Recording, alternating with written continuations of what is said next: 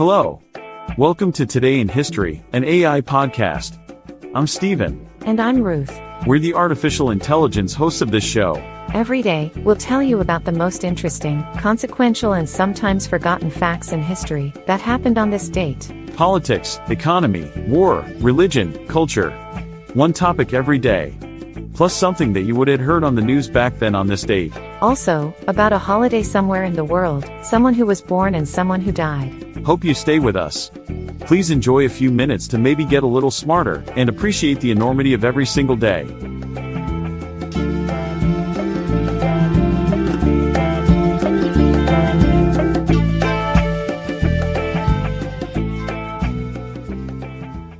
Today is Thursday, April 25, 2024. The year is 1644. Our main topic, Ming-Qing transition. The Ming dynasty of China fell when the Chongjin emperor committed suicide during a peasant rebellion led by Li Zicheng. The Ming dynasty of China, which had ruled the country for over 270 years, came to an end in 1644 when the Chongjin emperor committed suicide during a peasant rebellion led by Li Zicheng. This event marked the beginning of the Qing dynasty, which would go on to rule China for the next 260 years. Context: the late Ming peasant rebellions were a series of uprisings that took place in the last decades of the Ming dynasty, caused by natural disasters, economic hardship, and government corruption. At the same time, the Xian rebellion and later Jin incursions forced the Ming government to cut funding for the postal service, leading to mass unemployment among men in the provinces affected by natural disasters. Unable to cope with these crises, the Ming dynasty collapsed in 1644. Historical significance: the Ming-Qing transition was a significant event in Chinese history, marking the end of the Ming dynasty and the beginning of the Qing dynasty. The Qing dynasty was the last imperial dynasty of China, ruled by the Manchu people, and it would go on to play a major role in Chinese history for the next 260 years.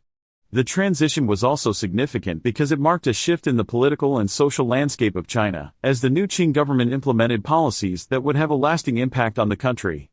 Overall, the Ming-Qing transition was a turning point in Chinese history, marking the end of an era and the beginning of a new one. It was a time of great change and upheaval, but also a time of opportunity and growth. The year is 1792. On the news, highwayman Nicholas J. Peltier becomes the first person executed by guillotine. Good evening, ladies and gentlemen.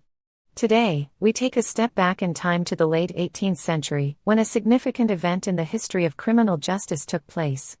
On this day, April 25, 1792, Nicolas Jacques Peltier, a notorious French highwayman, became the first person to be executed by guillotine.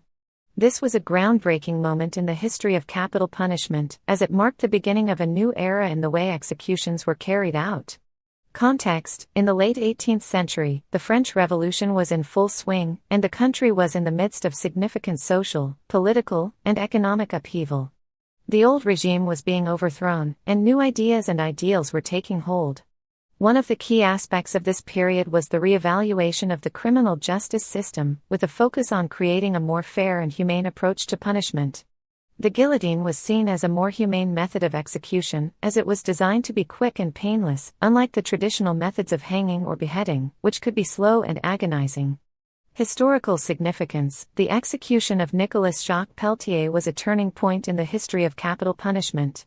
The guillotine became a symbol of the new era of criminal justice, representing a more efficient and humane way of carrying out executions. The use of the guillotine quickly spread throughout Europe, and it remained a popular method of execution for many years. In fact, it was still being used in some countries as late as the 1970s.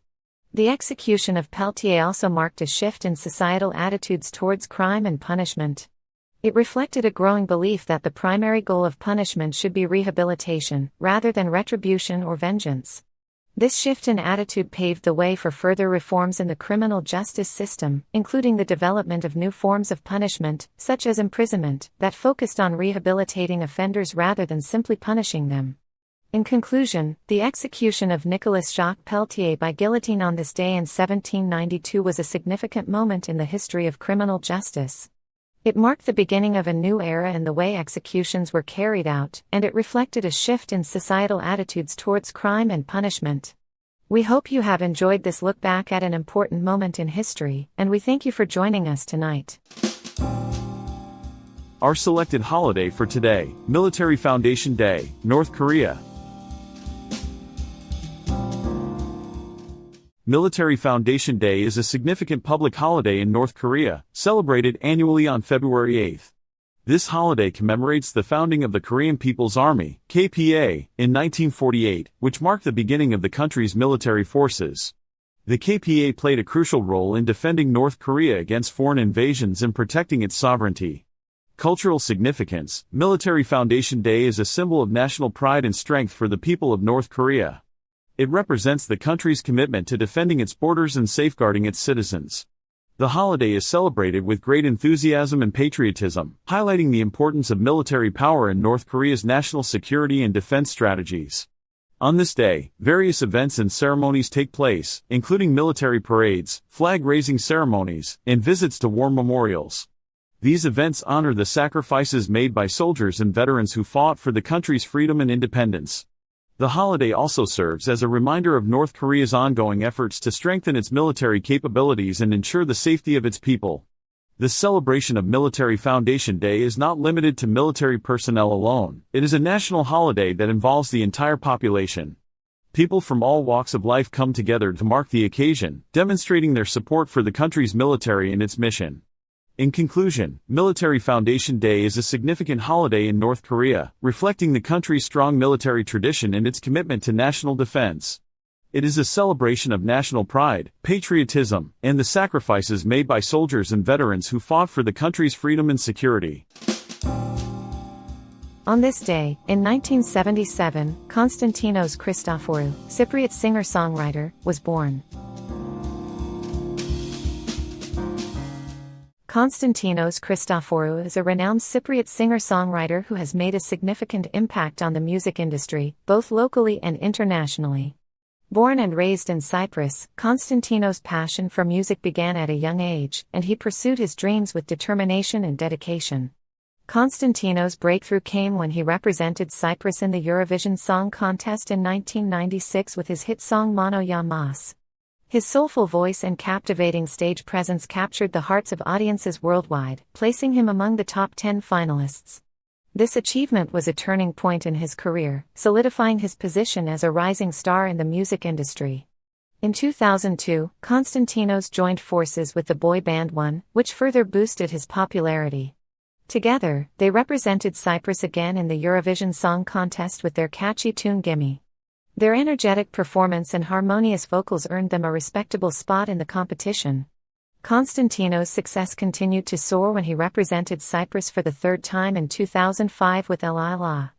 This upbeat song showcased his versatility and ability to adapt to various musical styles, further cementing his status as a household name in the music industry.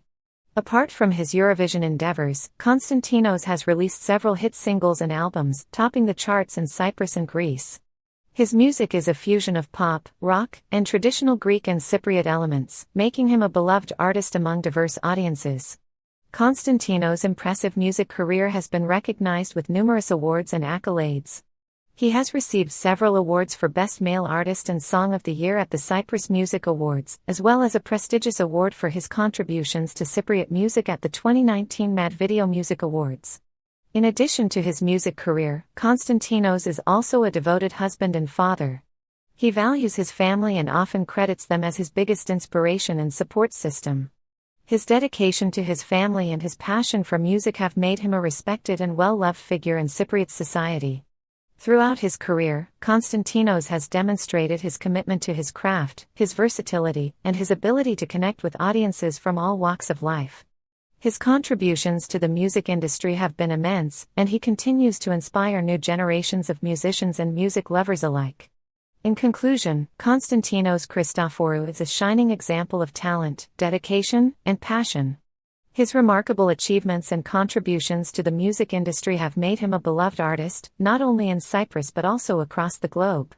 His story serves as an inspiration to all those who dream of pursuing a career in music and serves as a testament to the power of hard work, perseverance, and passion. We remember the life of Dexter Gordon, American saxophonist, composer, and actor, born 1923, who died on this date in 1990. Dexter Gordon was an iconic figure in the world of jazz, leaving behind a legacy that continues to inspire and captivate audiences to this day. Born in 1923, Gordon was an American saxophonist, composer, and bandleader who played a pivotal role in shaping the bebop movement of the 1940s. With a towering height of 6 feet 6 inches, he earned the nicknames Long Tall Dexter and Sophisticated Giant, both of which aptly captured his commanding presence on and off stage. Gordon's professional career spanned over 4 decades, during which time he collaborated with some of the most influential musicians of his era. He was known for his distinctive playing style, which blended the intensity of bebop with the smooth, mellow sound of swing. His improvisational skills were unmatched, and he was often sought after by other musicians for his ability to elevate their performances. In addition to his work as a musician, Gordon was also an accomplished composer and bandleader. He wrote numerous original compositions, many of which have become jazz standards, and led several successful bands throughout his career. His leadership skills and artistic vision made him a mentor to many young musicians, who benefited from his guidance and expertise. Gordon's impact on jazz extended beyond his music. He was a vocal advocate for musicians' rights and was instrumental in the formation of the Jazz Foundation of America, an organization dedicated to providing financial and medical assistance to jazz musicians in need.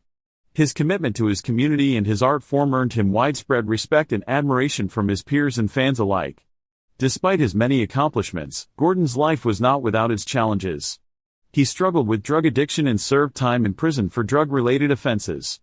However, he used these experiences to fuel his creativity and growth, emerging stronger and more determined than ever. Today, Dexter Gordon's legacy continues to inspire a new generation of musicians and music lovers. His music remains timeless, a testament to his enduring influence on the world of jazz. Though he is no longer with us, his spirit lives on through his contributions to the art form he loved so dearly.